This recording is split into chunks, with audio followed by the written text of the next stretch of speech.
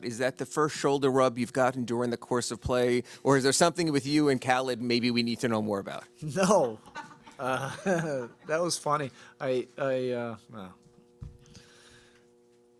I didn't even know what he. I didn't notice until the end what he was doing, getting the crowd fired up. But I loved it.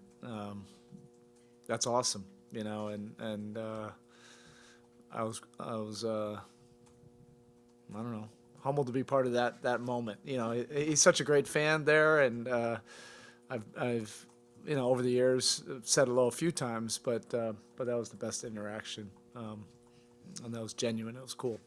Did you know at first when someone was rubbing your shoulders who it was? Yeah, because I saw him like at first. I was like, man, who's on the court? And then I saw him like getting the crowd going, and I generally don't get involved in that, but that was fun.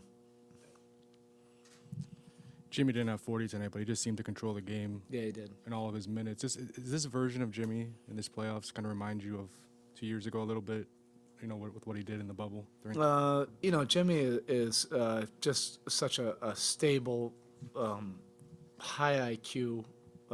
He's got a great feel for what your team needs, and he does it on both ends, and that's what's really kind of lost on, of young players, super young players coming into this league, of really what that looks like being a two-way basketball player. He was orchestrating so many things for us offensively, particularly with Kyle out, and he's been able to toggle between those roles seamlessly and make it look a lot easier than it is. In terms of just being like a scoring option. Tonight he was that scoring option, but also facilitating for us. He was kind of initiating offense for us quite a bit, and you just feel our whole team feels a great sense of confidence when the ball's in Jimmy's hands, and we leave the decision up to him. He's a very efficient, offensive basketball player. Spo, following up on that, Jimmy's obviously done it before he got here, but why do you think he has consistently been able to raise the level of his own game when you guys have needed it most? He's a great competitor. At his core, in his heart, in his soul. Yeah, he's an ultimate competitor, and when you get into competition, he understands the whole deal, that you have to be able to do it on both ends. And that's what he's been doing for us for 3 years, just really competing on both ends. But he's able to compete with a ferocity and do it with an incredible stable mind, and that is really unique, to be in the heart of competition and all the emotions. And when it gets the craziest is when he's really just locked in on making sure that it's solid winning basketball for our team. Coach, it looked like you guys were fighting through screens a lot more defensively, and this one allowed Bam to kind of be glued to Embiid, I guess, a little bit more. Was that intentional heading into this one, that you guys kind of wanted to get to that? Look, this series is shifting quite a bit, and you're dealing with, a really skilled offensive team, and Harden and Embiid, in particular, require great detail. They've earned that kind of respect from our team. And if you're not doing it with great detail and focus and trusting each other, to your system, you don't have a shot with them. I think more importantly, we were really committed to making multiple efforts. You can have a game plan; it can look great, going through a walkthrough or in a film session or on the chalkboard. But when you put it out to the wood, there's going to be a bunch of things that just don't turn out the way you thought because of their talent. And look, Maxey and Harris, present like incredible challenges as well. So, we've had to adjust some things, as the series goes on, and that's what's required right now. You just talked about adjustments, and I know it's your job, but how much do you enjoy pouring into that adjustment process, specifically after Game 4 and into this game? And do you look at it as a strategy between you and Doc? Or No, I mean, I have incredible respect for Doc. I always have. Like, he's a brilliant basketball coach and leader. And I think they have a very good basketball team. They have our full respect in our locker room. This is what playoff basketball is. It's about embracing the competition. We're grateful that we have an opportunity to be a part of a series like this that is so competitive. And the margin of error is so small both ways. I know, this game, it can look like, a blowout, but we understand. It's just one game. They know it, we know it, and you gotta get on, and get ready for the next one. Bam gets a lot of attention for what he does against perimeter players, but just how hard is it what he's doing right now, just fronting Embiid and trying to make every pass as difficult as possible? It really is. I really hope the average fan can really take joy in the basketball aficionado, just how complex this series is. You have contrasting styles, and Bam did so many things that impacted the win.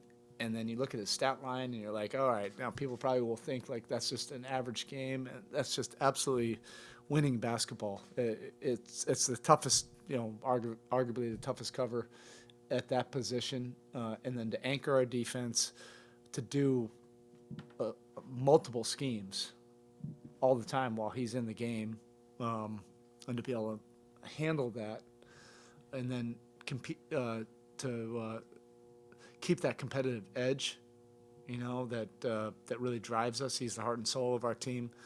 I just thought it was a great winning basketball game, and he really impacted it with his energy and his discipline and detail on both ends.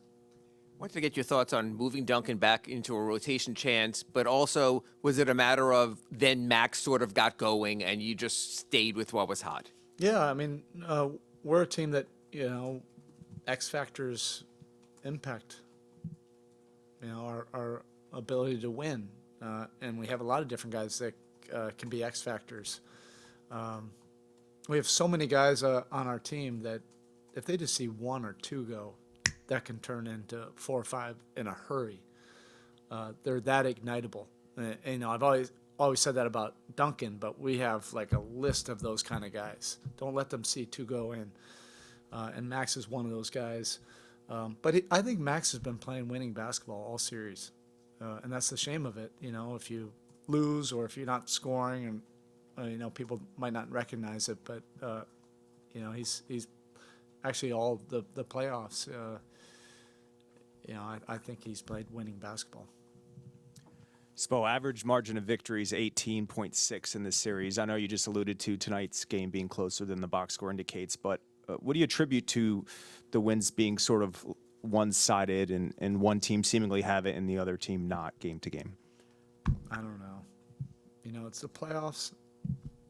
It's there are no absolutes.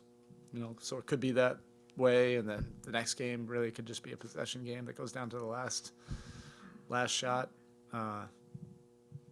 We know how tough it'll be going back up to Philly, but we have a bunch of guys that like that type of challenge, and we have deep respect for our opponent. Victor's had some good playoff games already this spring, but with Kyle out, it seems like he has to run your second unit. What makes him so good in that specific role? Well, he's done it before. That's one of the things that I've always respected about Vic. He's been a number 1, number 2 guy, particularly when he was with Indiana. But there were a couple years that he played the backup point, for them, and played it kind of in a similar way that we played Dwayne Wade back in the day. And for our team, the versatility just really fits. His ability to guard multiple positions, but also to be able to organize us a little bit. Have that kind of experienced talent when Kyle's out. That potentially could be really devastating. to some teams, but we have a lot of other guys that have been able to step up, and Vic is one of them. Gabe, obviously, I think Gabe, what he's been able to do is just really tough. He's had probably 7 different roles just in this playoff run with us, and it sometimes changes from one half to the next, and he's handled it with great stability and grace. But Vic, in this role without Kyle, it allows Tyler still to be Tyler, and that's really important for our team. Spo, we've talked so much about how this series can shift kind of at a moment's notice, but can a win like this be a momentum swing? And if so, how do you kind of try at least to just bring that with you back to Philly? It could, but I think we have enough experience that we understand it doesn't necessarily translate to the next game. You have to have deep respect for going into that place. I don't want all of our guys to embrace it. It's going to be a rocking environment. If you're a competitor, you just love these kind of moments, and you treasure it. These are kind of moments that you'll remember, years from now. I want all of our guys to be able to experience that and enjoy that. Erik, can you describe sort of the different approaches you've had to defending James Harden throughout this series, and just assess how you think your team has done with him? Depends on the moment, depends on the quarter, depends on the game. Like, he's an MVP. It requires your full respect, attention to detail, and then you have to just simply make incredible multiple efforts, not give up on plays ever, and do it with incredible detail and discipline. He's that good. It depends. Sometimes that's what competition is all about, particularly in the playoffs. Sometimes they get you, sometimes you get them, and that's what it's all about. Who can get who to blink, and who can do, what you do well more often than what they do, and it's a big challenge. He's very skilled. He understands what we're trying to do. Get to this round, like, it ain't easy. All right, Coach. Thank you.